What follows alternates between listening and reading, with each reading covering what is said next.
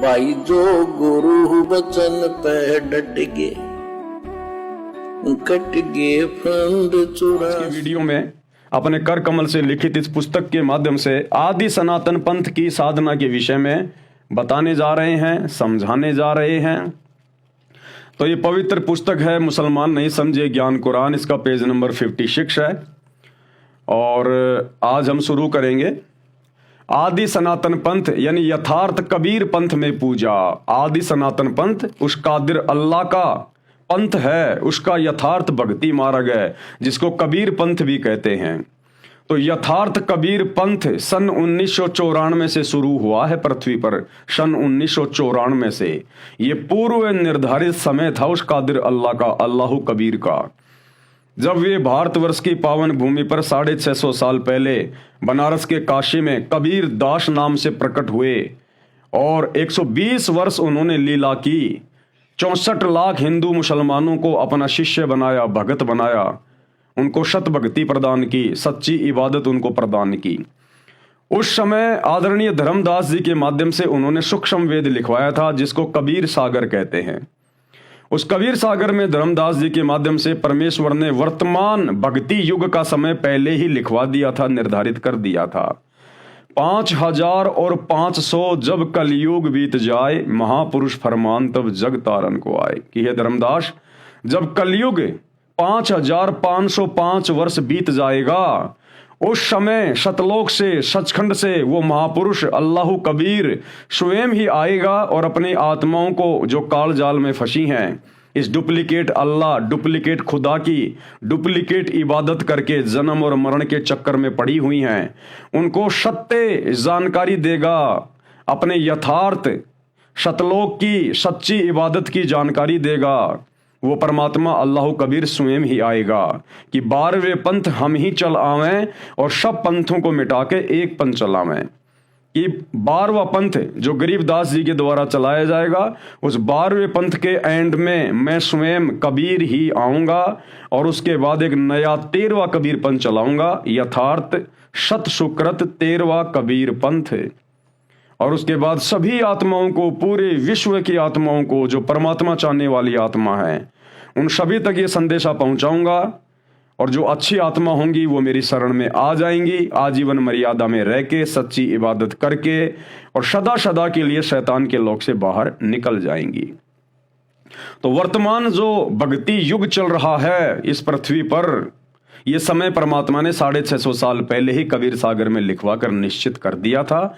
और अपने निश्चित समय के अनुसार, क्योंकि परमेश्वर का कोई भी कार्य निष्प्रयोजन या अविलंब नहीं होता है, साध वचन पलटे नहीं, चाहे पलट जाए ब्रह्मांड। जिस परमेश्वर कादिर अल्लाह, अल्लाह कबीर के एक वचन से ये पूरी कायनात चल रही है। सूर्य, चांद, तारे, सितारे, पृथ्वी, ग्रह, उपग्रह अपनी अपनी धुरी में, अपने अपने कक्ष में घूम रहे हैं, एक सेकंड भी लेट नहीं होते हैं, ना इधर उधर होते हैं। परमेश्वर ने उनको अपने वचन में बांध रखा है। तो उस परमेश्वर के वचन में, उस अल्लाह कबीर के वचन में इतनी पावर है, इतनी शक्ति है। तो भला उनका वचन कैसे फैल हो सकता है जो 650 साल पहले उन्होंने वर्तमान समय में आने की बात लिखवाई थी। तो भाई और बहनों, आज वो कादिर अल्लाह, समर्थ अल्लाह, इस शैतान का बाप, मुसलमान धर्म में जिसे वो अपना खुदा मानते हैं, अल्लाह मानते हैं, असल में ये शैतान है। हिंदू धर्म में इसको काल कहा गया है, गीता में इसको ब्रह्म कहा गया है, सूक्ष्म वेद कबीर सागर में इसको ज्योति निरंजन कहा गया है। इसके अनेकों नाम हैं। ये हम सभी को यहाँ पर भ्रमित रखता है। 21 ब्रह्मांड रूपी जेल में हम सबको इसने षड्यंत्र के तहत बांध के रखा हुआ है। तो इस शैतान के षड्यंत्र से केवल उसका पिता अल्लाह कबीर, सुप्रीम गॉड अल्लाह ताला ही निकाल सकता है।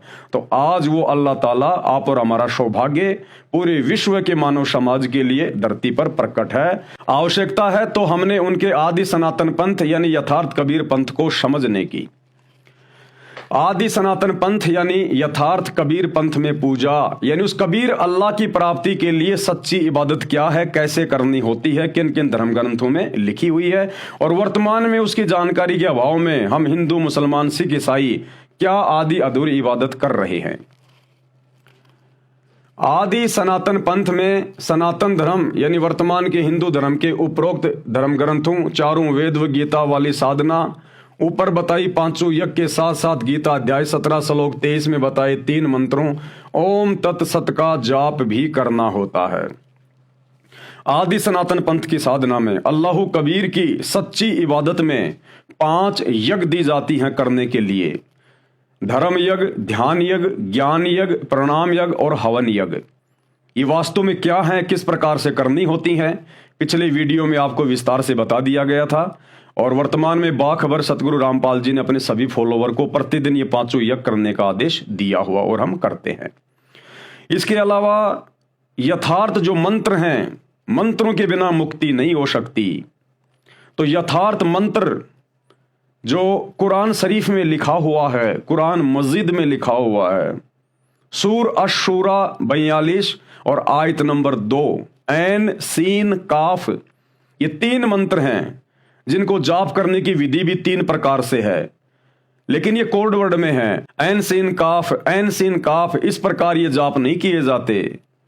इन मंत्रों को जाप करने का आदेश देने वाला वर्तमान में पूरी कायनात में एक ही है, और वो है अल्लाह कबीर, जो वर्तमान में सतगुरु रामपाल जी के रूप में धरती पर प्रकट हैं। और ऐन सीन काफ ये सांकेतिक हैं, ये कोड वर्ड में है। असल में वो मंत्र क्या हैं जो पिछले वीडियो में आप जी को बता दिए गए, समझा दिए गए हैं। वो मंत्र जब तक हम बाखबर अल्लाह कबीर सतगुरु रामपाल जी से उपदेश लेकर प्राप्त नहीं करेंगे और आजीवन मर्यादा में रहकर जाप नहीं करेंगे, तो भाई और बहनों, आप और हमारी मुक्ति नहीं हो सकती। चाहे आप कितना ईद बकरीद मना लीजिए, कितना ही रोजे रख लीजिएगा, आप कितना ही अजान लगा लीजिएगा, आप कोई भी विधि कर लीजिएगा, कितनी भी, आप शैतान के षड्यंत्र से बाहर नहीं निकल सकते। तो वो वास्तविक भक्ति विधि वर्तमान में आदि सनातन पंथ में, यानी सतगुरु रामपाल जी के यथार्थ कबीर पंथ में है। ओम तत्सत का जाप भी करना होता है, जिस साधना से जन्म व मृत्यु का चक्कर सदा के लिए समाप्त हो जाता है तथा सर्वश्रेष्ठ स्वर्ग यानी सतलोक प्राप्त होता है। मुसलमान भाई जो कहते हैं ना कि हमारा खुदा 7वें आसमान पर जन्नत में है, वो असल में सतलोक है, सचखंड है। लेकिन वो मिलेगा कैसे? बाखबर सतगुरु रामपाल जी से उपदेश लेकर आजीवन मर्यादा में रह के भक्ति करने से।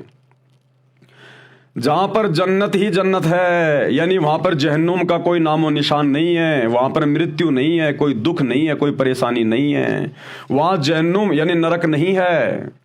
यह भक्ति बताने वाले परमेश्वर कादिर अल्लाह स्वयं पृथ्वी पर व काल के लोक के अन्य लोकों में आता है। लेकिन वो सच्ची इबादत बताने के लिए, वो जन्नतों की जन्नत वाली इबादत बताने के लिए, वो कादिर अल्लाह परमेश्वर स्वयं ही धरती पर प्रकट होता है। अपनी साधना बताने के लिए उसको स्वयं ही आना पड़ता है, क्योंकि उसके 7वें आसमान के विषय में उसके अलावा 21 ब्रह्मांड में और कोई जानकारी नहीं रख पाता है। इसलिए उस परमेश्वर को स्वयं ही अपने ज्ञान का नबी बनके, अपने ज्ञान का पैगंबर बनके, संदेशवाहक बनके उसको स्वयं ही आना पड़ता है। और वर्तमान में वो कादिर अल्लाह, वो परमेश्वर भारतवर्ष की पावन भूमि पर सतगुरु रामपाल जी के रूप में प्रकट है। गीता अध्याय 17 श्लोक 23 में 3 मंत्र ओम तत् सत। जो गुरु बचन पे डट गे, कट गे फंद 84 के, कट गे फंद 84 के, कट गे फंद 84 के।